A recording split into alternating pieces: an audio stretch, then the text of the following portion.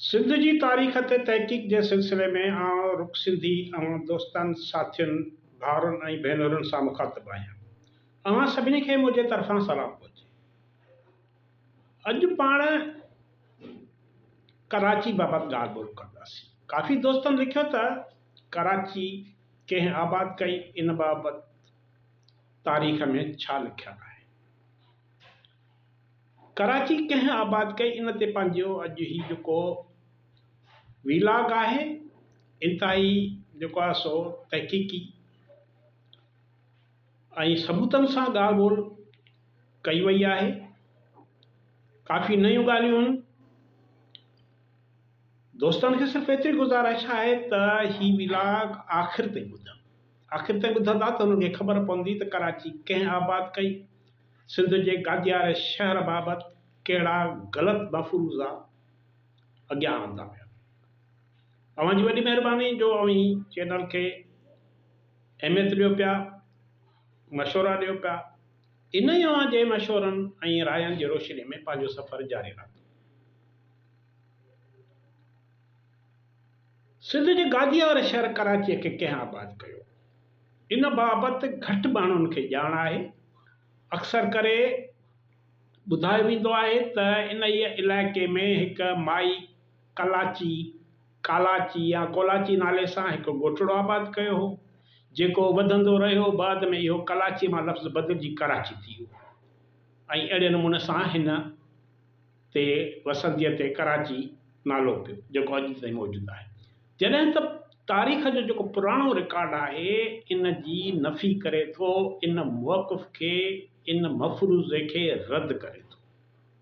कराची न त माई कलाची आबाद कई, न वरी इहो शहर 1725 ईस्वीअ खां पोइ आबाद थियो। पाण अॻिते हली इन बाबति ॻाल्हि ॿोल कंदासीं त कराची माई कलाची आबाद कयो हो या उन खां सदियूं अॻु आबाद हुई। पहिरियां अव्हां खे कराची जी अहमियत खां वाक़ुफ़ु कंदासीं। कराची सिंध जे गादियर शहर आहे ऐं पाकिस्तान जो बि सभ खां वॾो शहर आहे। दुनिया जो वरी 12हों नंबर वॾो शहर आहे, जंहिंजी आबादी 2 करोड़ खां मथे ॿुधाई वञे थी। कराची पाकिस्तान जो वॾो सनअती ऐं माली मर्कज़ आहे, मेट्रोपॉलिटन शहर आहे ऐं पाकिस्तान जे सभ खां वधीक जेके तरक़ी याफ़्ता शहर आहिनि उन्हनि मां हिकु आहे। सिंध जो ही सामूंडी इलाइक़ो हज़ारनि सालनि खां आबाद आहे। सामूंडी इलाइक़ो साॻी तरह कराची बि 100 सालनि खां आबाद आहे। डॉक्टर नबी बख्श बलोच चचनामे में पंहिंजे तहक़ीक़ी नोट में थो लिखे त कराची इहो शहर आहे जिते अरबन जो ज़िक्र कयल क़दीम शहर देबल आबाद हो। डॉक्टर बलोच लिखे थो त हू देबल जिते आबाद हो उते कराची आबाद। वरी अॻिते थो लिखे त सन 1725 खां अॻु में कराची जो वजूद ई कोन हो ऐं बंदर जी हैसियत सां पहिरियों 1729 ईस्वीअ में इस्तेमालु थियो। माना बंदर जी हैसियत सां कराचीअ खे पहिरियों दफ़ो 1729 ईस्वीअ में इस्तेमालु कयो वियो। इहे डॉक्टर बलोच जी लिखत आहे। हाणे डॉक्टर बलोच चचनामे जे जेको नोट आहे उन में को बि पंहिंजे इन दावा बाबति तारीख़ी हवालो न ॾिनो आहे, पेश करणु ज़रूरी न सम्झो आहे। हू सम्झनि जेका मूं ॻाल्हि कई माना हतमी आहे, सभु कंहिंखे मञणु घुरिजे। पर अॼु जो जदीद साइंसी दौरु आहे, इल्मु अदब कंहिंजी मीरास न आहे। अॻे हूंदो त बाबा वॾड़ा चई आहे, जेको चई आहे सभु ठीकु आहे, ईअं न आहे। हाणे हर ॻाल्हि जी चोख चकास थींदी। जेके ग़लति मफ़रूज़ा अॻियां आंदा विया उन्हनि खे सबूतनि सां जेकॾहिं रद्द थियनि था त रद्द करे छॾिबो, भली उहे कहिड़े बि आलम जा हुजनि। छाजे करे असीं शख़्सियत परस्त न आहियूं। हाणे जेको डॉक्टर बलोच जेका इहा दावा कई आहे कराची बाबति, उनखे ॿियनि तारीख़दाननि ग़ैर हक़ीक़ी करार ॾेई रद्द करे छॾियो आहे। कराची 1729 ईस्वीअ खां बि अॻु न सिर्फ़ु मौजूदु हुयो पर हिकु बंदरगाह।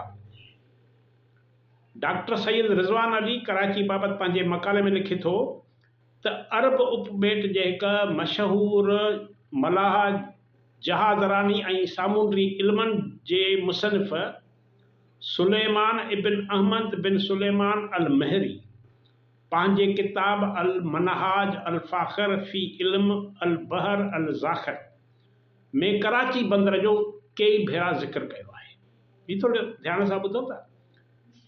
हू सामूंडी इल्मनि जो जेको माहिर आहे सुलेमान महरी अल महरी, उहो चवे थो त कराची बंदर बाबति हुन पंहिंजी किताब में कई भेरा ज़िक्र कयो आहे। हाणे इहो वरी मलाह जेको आहे महरी सिंदबाद अल बहरी जे नाले सां बि यादि कयो वञे थो। अहिड़ी तरह सुलेमान अल महरी खां बि घणो अॻु में 15वीं सदी जे आख़िरी अध वारे ज़माने में जहाज़रान इब्न माजिद बि कराची जो ज़िक्र कयो आहे। इहे ॿई किताब जेके आहिनि हिकु फ्रेंच गब्रिएल फीरान सन 1925 में पेरिस मां अक्सी सूरत में शाया कया।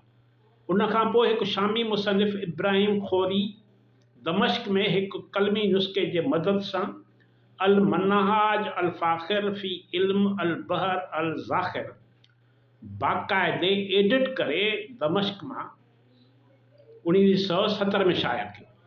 हाणे सुलेमान अल महरी हिकु अहिड़ो जहाज़रान हो जेको पंहिंजे जहाज़नि सां ईरानी नार खां सिंध ऐं हिंद जे ओलह वारनि किनारनि ताईं ईंदो वेंदो, माना संदसि जहाज़ इन इलाइक़े में ईंदा वेंदा हुया।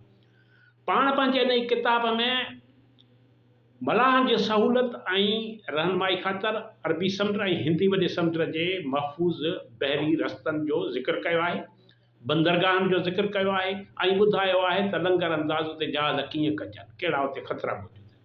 इन ई सिलसिले में हू सिंध ऐं हिंद जे बंदरगाहनि जो ज़िक्र कंदे कराचीअ जो 5 दफ़ा ज़िक्र थो करे। इहो पंहिंजे किताब में कराची खे कराशी चीन चीन सां थो लिखे।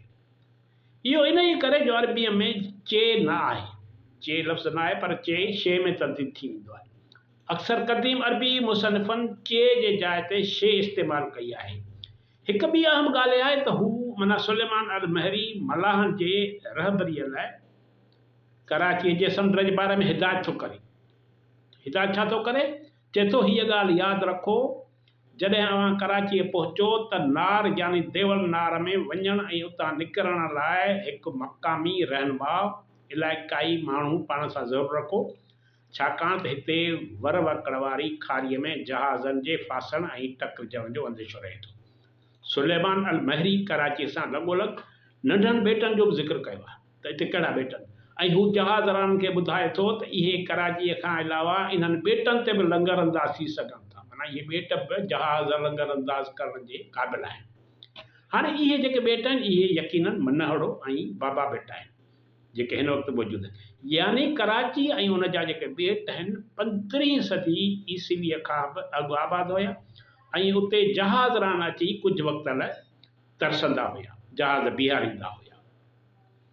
जेकॾहिं सुलेमान अल महरी जो इहो अहम किताब अंग्रेज़नि जेके अंग्रेज़ मुसनिफ़ हुआ ब्रिटिश दौर में, उन्हनि समेत जेकॾहिं असांजे ॾेही मुहक़िक़नि जे अॻियां हुजे हा त कराचीअ खे 1729 ईस्वीअ धारे आबाद कयल शहर करार न ॾियनि हा, छो जो हुनजो सबूत हुजे हा, पर हुनखे सबूत पहिरियां हथ न आहे।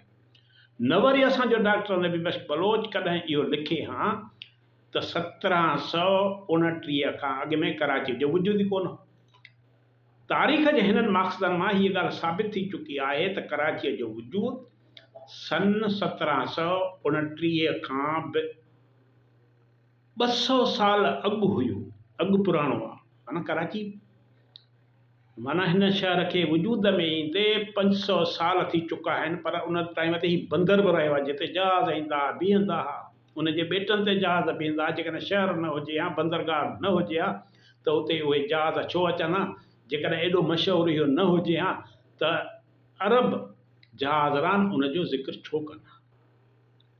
जॾहिं हेॾो सारो किताबनि में हू ज़िक्र कनि था त माना ही शहर जेको आहे उनखे वजूद में ईंदे 500 साल थी चुका आहिनि, ऐं थी सघे थो 500 साल त उनजे बाबति जेको ज़िक्र कयो वियो आहे उनखे थिया आहिनि, पर ही उनखां बि अॻु हूंदो।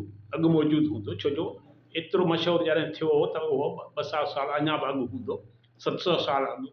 इन करे इहे सभु फर्ज़ी ॻाल्हियूं आहिनि त कराची माई कोलाची नाले कंहिं औरताबाद कई या कराचीअ जो वजूद 1729 ईस्वीअ खां अॻु मौजूदु न हो। तारीख़ दुरुस्त करण जी ज़रूरत आहे। पाण आस्ते आस्ते सबूतनि सां ॻाल्हि कंदासीं।